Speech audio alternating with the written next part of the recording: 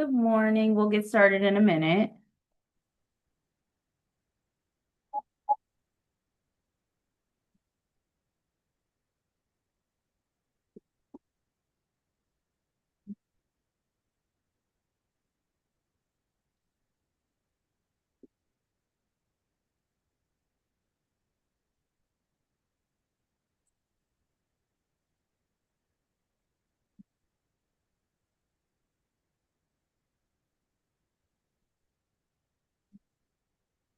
All right. So we are here on the matter involving 3730 Drake Avenue. Is everybody here who is expecting to be here this morning?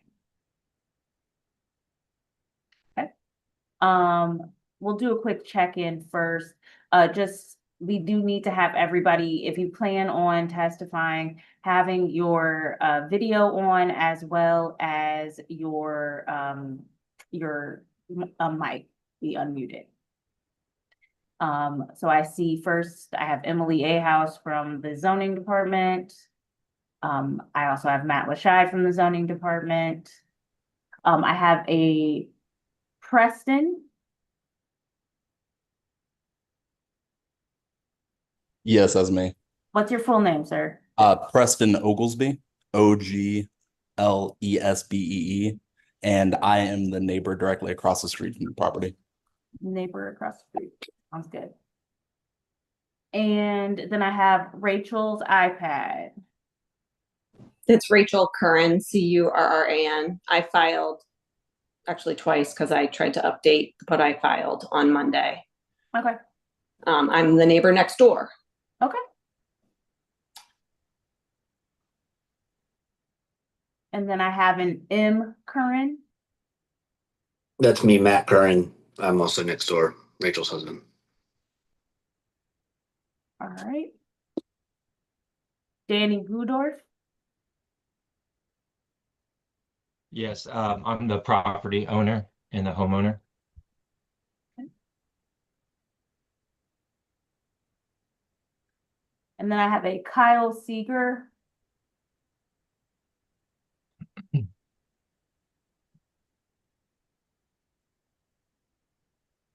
And a Landon Sullivan. Are either of you intending to testify today?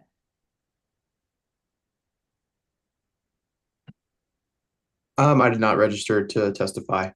Okay, thank you.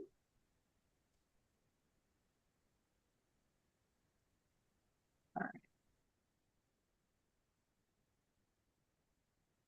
Okay, so I'll be doing a little bit of an opening. It's more for me than it is for you. This is the June 25th session of the zoning hearing examiner docket. My name is Ashton Tucker. I will be presiding over this hearing as the zoning hearing examiner for the city of Cincinnati.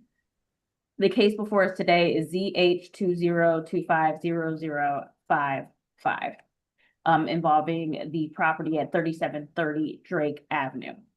The purpose of this hearing is to allow applicants and any other parties to testify and to offer and refute evidence and testimony. This hearing will follow the rules found in the zoning code and the supplemental rules of the zoning hearing examiner. All testimony and evidence that an applicant or any other party wishes to offer must be presented at this hearing. This hearing will proceed as follows. The applicant or the applicant's agents will present their case, and then the public will have the opportunity to speak after the applicant has presented that case. Then I will have the zoning plans examiners that produce the staff report regarding this application provide any testimony. If at some point there is argument in opposition to the application, the applicant will have an opportunity to rebut that testimony or offer any argument in opposition or in opposition to the opposition. After that, they will have the opportunity to make a closing statement. I'll let everybody on the call make any closing statement, but the applicant has the last word. After all presentations have been made, I will close the hearing. Decisions can be expected within 2 to 3 weeks. I may limit or exclude any testimony that I deem irrelevant, or outside of the scope of the application being considered. I may interrupt any speaker to ask any questions or to make any comments. In the event of any technical difficulties with the video conferencing software, I may continue or postpone this hearing at my discretion, presuming it's something that is beyond my ability to troubleshoot. Okay, I have somebody now on SULLIVK5. I'm Christy Espe, and my husband Alberto and I own the property directly next door to the one that is being discussed today. What was your last name again? I'm sorry. Espay, E-S-P-A-Y. Gotcha. And do you intend to testify today? I didn't register in time, so I don't know if I'm able to, but You're here, so we'll go ahead and allow it. okay. And I have somebody else joining in. This will probably be the last person I allow to join. Let's see.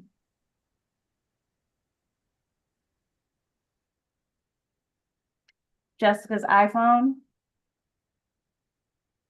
You can have your camera on and mic on if you intend to testify.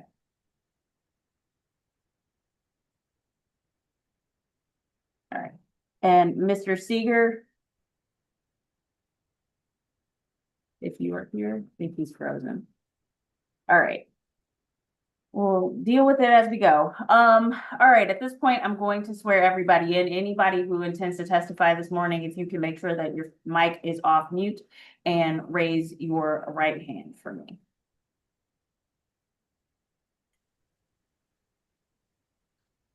Mr. Gudorf.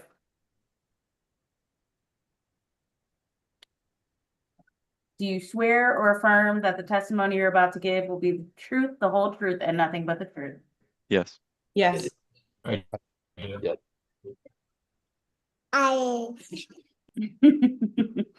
Okay, we'll get started. I think Mr. Gudorf, you might be frozen on your screen right now.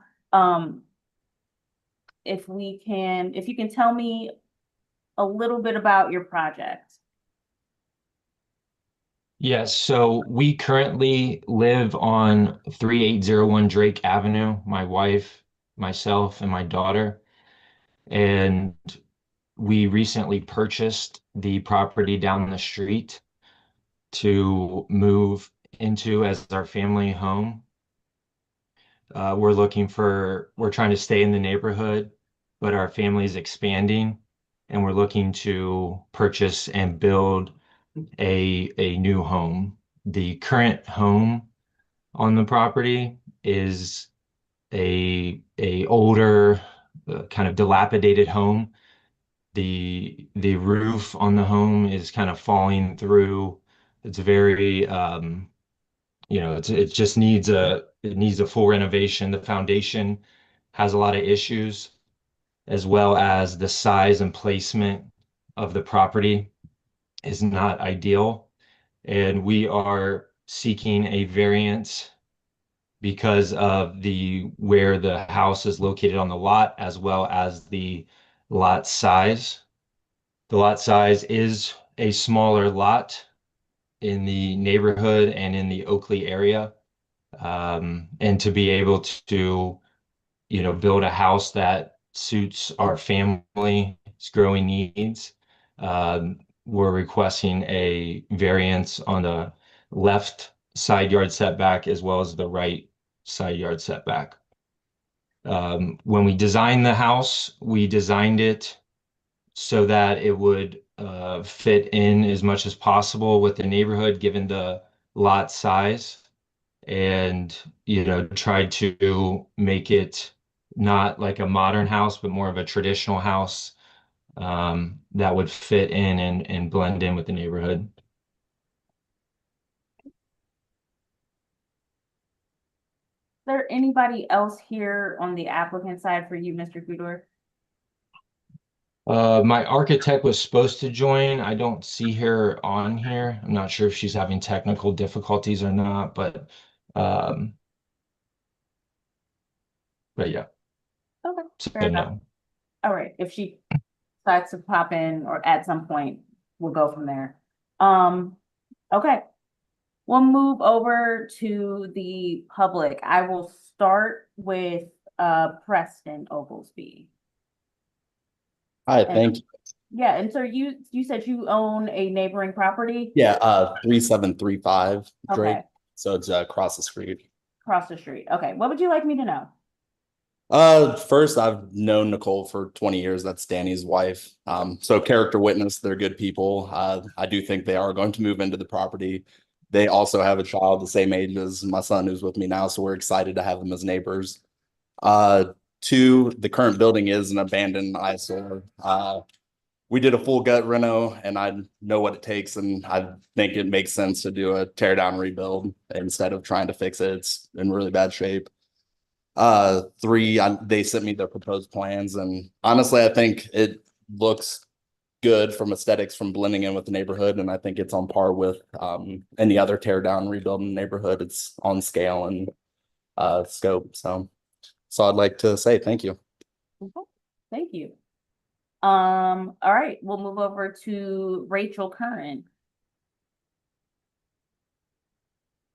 And So, our yeah, next- sorry, it just took me a second to get my mute off. I apologize. Oh, no, you're good. You're next door, right? Yes, I'm on, so if you're facing the property, I'm on the left side.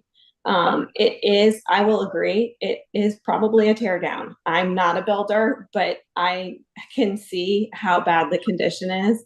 I expected it to be torn down. So I don't disagree with that by any stretch of the imagination. I do think that the plans that have been proposed are too big for the lot. As Danny said, the lot is small, even for Oakley. I don't think it makes sense to build a house that's bigger than the houses that are in the neighborhood on a lot that's smaller than the houses in the neighborhood. The proposal is to make, I know the one side is going to be about 5 feet. I personally think that's way too close within the neighborhood. I've walked up and down the street repeatedly over the past couple days, and I don't see any houses that are built that close together.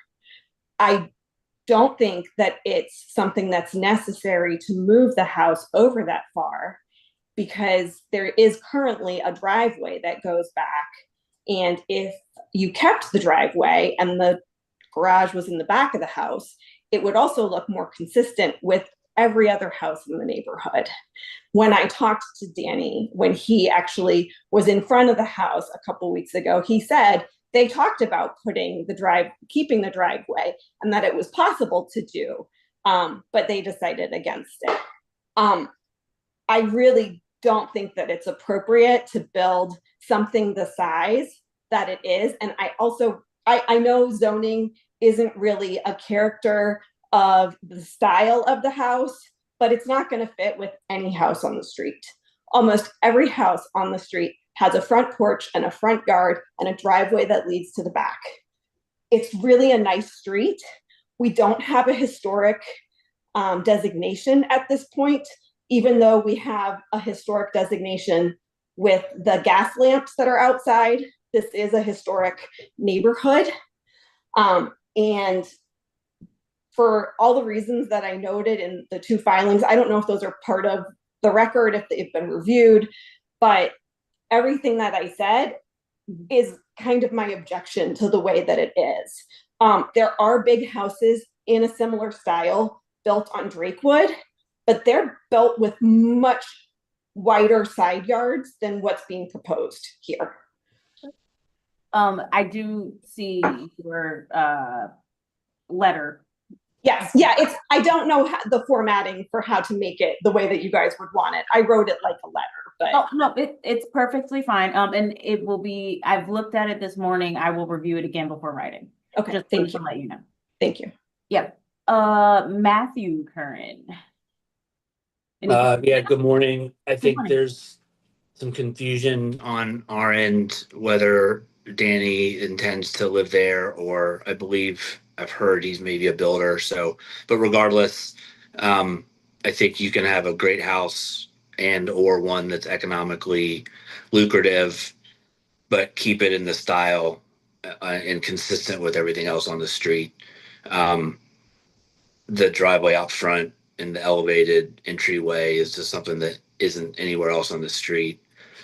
And it's just something that fits more with the size and style of the rest of the houses. I mean, we have a newer house, but you couldn't tell it by looking at it. So that's our objection. And we don't think a variance is required or proper or necessary. And it's going to be a detriment to all the surrounding property owners. So that's our objection. Thank you. And Christy Espe? And where are you located on the street in relation to the property? So if you're facing the property, our home is directly to the right. So it would be probably the most impacted. Gotcha. All right, what would you like me to know? Similar to what has been stated by the Currens, currently there is a driveway that is allowing for more space between the property that Danny owns and the property that we own. I'm not, that section is now going to disappear, and the house is going to be much closer and impinging on, right up against our space. I don't know that that's necessary. I don't know that other plans couldn't be options, whether the house be set back a bit further. The lots in Oakley are a lot deeper. Garages can be put in the back, which many other homeowners in the area have done in order to keep that same aesthetic, instead of putting a garage right in the front and then making the homes a lot taller than others so that they will blend in. So I'm just concerned about how close now this home is going to now be, forced to be on our property. Right, thank you. Moving on from the public portion of this hearing, we'll move over to the planning department. I'll start with Mr. Lashide. Sure. So what we're looking at here is a variance for the side yard setbacks, both the minimum side yard setback and the total side yard setback. The minimum side yard setback in the SF6 district is typically 7 feet, and then a minimum total side yard setback of 16 feet. Because this lot is very narrow, but then also because of the proposed depth of the house, the side yard setbacks are modified to on one side, it would be 5 feet and 11 inches, and on the other side, it would be 7 feet and 11 inches. And what's being proposed here is about 3 feet and about 5 feet. And so what's 1 second. I got you, Mr. Seeger, but let Mr. Lashide finish his presentation. I'll go back to you, okay? All right. Sorry, go ahead. Sure. And so a variance is being requested of the side yard setbacks. And so we look at the zoning code standards for variances. The two standards in the code are either that there's some sort of unusual hardship about your property, an odd circumstance that makes following the zoning code impractical for you, and or that you have what you are requesting is a substantial property right enjoyed by others in the immediate vicinity, that I want to have something similar to what all my neighbors already have. So the SF6 zoning district, these setbacks are intended for parcels that are 6,000 square feet and 50 feet wide. So this lot is 6,000 square feet, but it is not 50 feet wide. It's only 33 feet wide.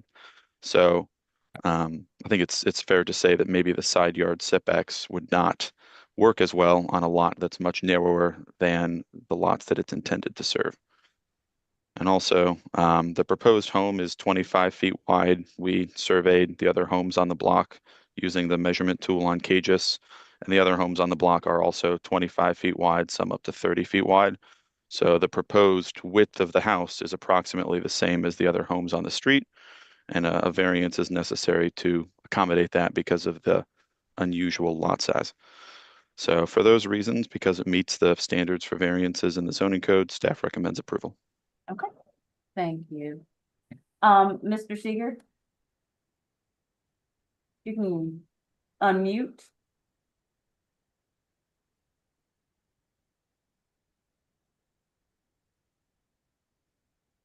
I should be connected via the phone audio. I was Okay. having issues with it. Understood. Can you hear me? So you were frozen at one point, so I'm going to have you sworn in again, if that's okay. Okay. Raise your right hand for me.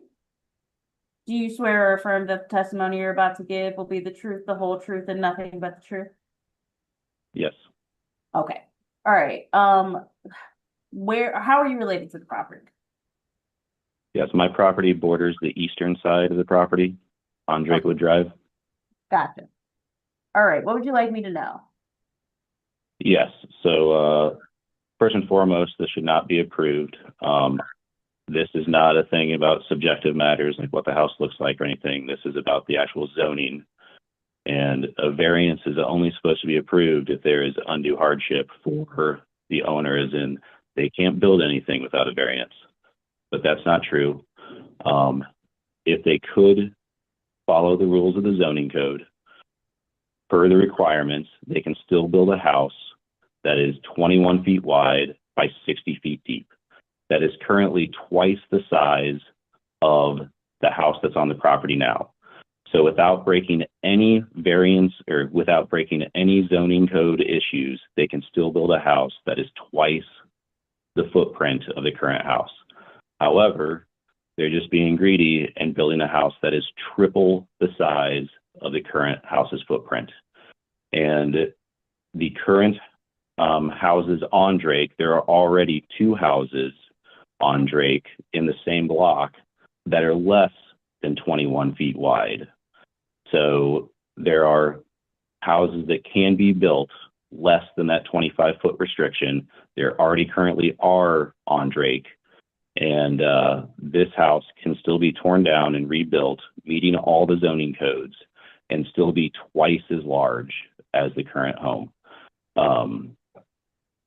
Secondly, I want to talk about the damages that's going to incur with the triple the footprint of the current house. Is going to be a massive increase in the impervious surface, which means all the water is going to be further affecting the drainage on my property as well as my neighbor's property.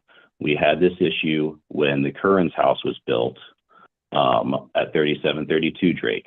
When that house was torn down and rebuilt, we had never had any issues in our water issues in our basements.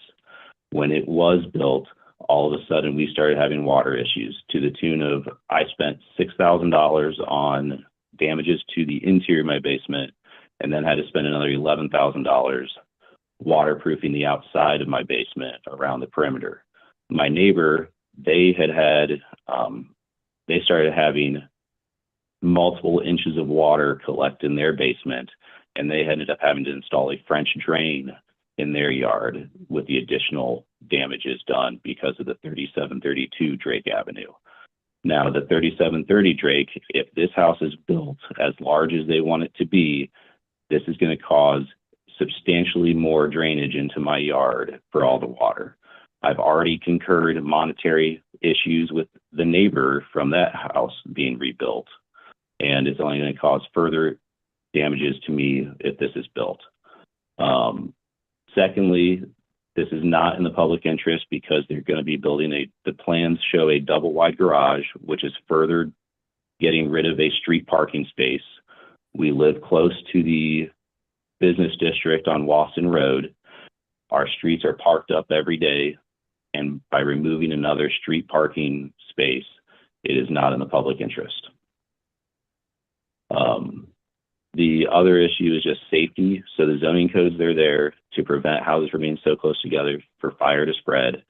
They're going to be so close to the house next to them, the Curran's house, if this plan is approved, that, I mean, they're going to have to fire rate their wall when they could just build within the zoning requirements and not required and not need a fire rated wall. This is just asking for, instead of doing it a safer way, it's going to be so close that fire can spread easier. So ultimately, this home is fully capable of being built, double the size of the current home. They're just asking for triple, so the variance should not be approved. Along with this plan, the public will be harmed with loss of street parking, privacy issues, as my fellow neighbors have already stated. There'll be increased impervious surfaces, and additionally, there's going to have 5 bathrooms instead of the 2 bathrooms already there. On a 100-plus-year-old sewer system that we're all connected to, is going to cause even more sewer backup issues in the neighborhood. So those are all the things that I'd like to state. I did submit a document listing all this, but I would like to directly ask Dan if he's going to pay for any further damages if there's water drainage issues from his massive house. I will allow him to respond to anything that's been said in a moment. Is that all for your testimony at this moment, sir? Yes. Okay, thank you. I'll turn back to the planning department since we kind of went a little bit out of order. Anything else from you, Mr. Lashide? Nothing further from me. Ms. Sayhouse, do you have anything to add? I think Matt really clearly articulated the city's recommendation and our findings. We have found the project to be consistent with the standards of review for variance, that there are special circumstances to this lot that would result in unreasonable or practical difficulties in constructing a new single-family residence in terms of the side setback requirements, and that the side setbacks that they are seeking are a substantial property right enjoyed by others in the vicinity. I will just note that if the variance relief is granted, this doesn't waive the building code requirements or the stormwater management review or the sewer district's review of the project. So it will still go through the building permit process, and all of the other city agencies will confirm that they meet all the other city codes before the permit's issued. Thank you for adding that. That was going to be my question to you, was that whether or not there seems to be some building code implications if those are still things that will be considered. Yes. Okay, thank you. All right, we'll move back to the applicant. Mr. Gudorf, what would you like to say in response to anything that's been said already in opposition? Yeah, so the way the current house is situated, it's actually only 0.9 feet from the left neighbor's house. So we're actually moving the house farther away from the left neighbor's house. It's not going to be closer. So the current house obviously does not meet the current zoning code. And then on the right side of the house, the driveway that is currently there also does not meet the current zoning code for a driveway. So when we went to look at the lot and design the lot for our family home, we did look at all the different opportunities. We looked at the driveway and the garage, trying to make the best decision for the lot. But given the lot size, it just is not feasible to put the garage on the right side or put the driveway on the right side, because you're shrinking the house so it's so skinny that it's just really hard to build a house that is that skinny. And there's, the other gentleman mentioned, 2 houses on the street, but there's very few houses on the street that are less than 25 feet, because it's just really difficult to build a house that is functional and makes sense that is less than 25 foot wide. The current house, which is extremely small, is only 25 foot wide. So we're not really expanding the width of the home. We're just trying to take the home and put it more center on the lot so that it can, meet as much of the variance as possible. In addition to that, there's been, within the 3 or 4 streets, there's been multiple properties built in the last 3 years. And we've tried to kind of follow those properties' leads as far as the width of the house, the placement of the house, and how those projects have been approved and how those projects have went. So I think it's just important to understand, I know I didn't know this going in, but when you dig into the zoning code, it just makes it really difficult to fit, a garage on the right or a driveway on the right and a garage in the back. So we tried to explore all the options to do that. And given the width of the lot, if it was a 50-foot lot, I would love to put the driveway on the right and the garage in the back, but it's a very small lot given the other lot sizes in Oakley. We also are building it down into the ground a little bit as to not have it look like this tall house that does not kind of fit in with the level of the neighborhood. So we are trying to build down so that there's not this huge back double-decker porch on the back, so that the back porch more fits in with the neighborhood in the city, as well as the garage sloping downward, so that the house is more level with the houses on the street. Also, we're not asking for any variances on the height of the house. We're not asking for any variances on the rear of the house. It's just on the left and right because of how small the lot is. And I think one person mentioned, I do work in construction. I live in Cincinnati. My business is in Cincinnati. I don't want to move out to the suburbs. I don't want to move to Kenwood. I don't want to move out to Blue Ash. I want to stay in the city of Cincinnati, but my family's growing. So I'm trying to build a family home. Yes, it has more bedrooms and bathrooms because my wife and I planning on having multiple kids. And this is a house that I plan on living in for the next, 15, 20 years. So given the lot size and to be able to fit the number of bedrooms to make it a family home, that's kind of why we're requesting the variance. Thank you. We'll move on to a closing remarks portion. I will start with Ms. Curran. Anything in closing remarks? I don't think so. I mean, no, I think I said everything that I thought was important. I feel like the zoning code has a base purpose of providing consistency in the neighborhood with lots, how things are constructed, that there's room for safety reasons. I don't know how, I don't know how emergency services would get to the rear of their house if it is built this close to the property line and to the other building. There's fire safety. There's a whole reason underlying the code, emergency access. But in addition, it's also green spaces, light, air. I mean, the build that they are building is going to go further front and further rear than any of the houses aligning it in the neighborhood. And it's also going to be wider on the lot. It's going to be closer on both sides and longer, front to back. It's maybe the lot isn't big enough for the build that they want. That's my opinion. But that's, I think, all I would say at the end. Thank you. Yep. Matt Curran, anything in closing? Yeah, I guess I would just object or challenge to the city's point of view. I've seen no showing of a substantial hardship. That's the standard that they said applied. I haven't seen that. I haven't seen that showing. The existing house could be built deeper with the same width, and you could still keep that side driveway. And I don't know what hardship we're avoiding here, especially if the existing zoning has already been changed to accommodate this narrower lot.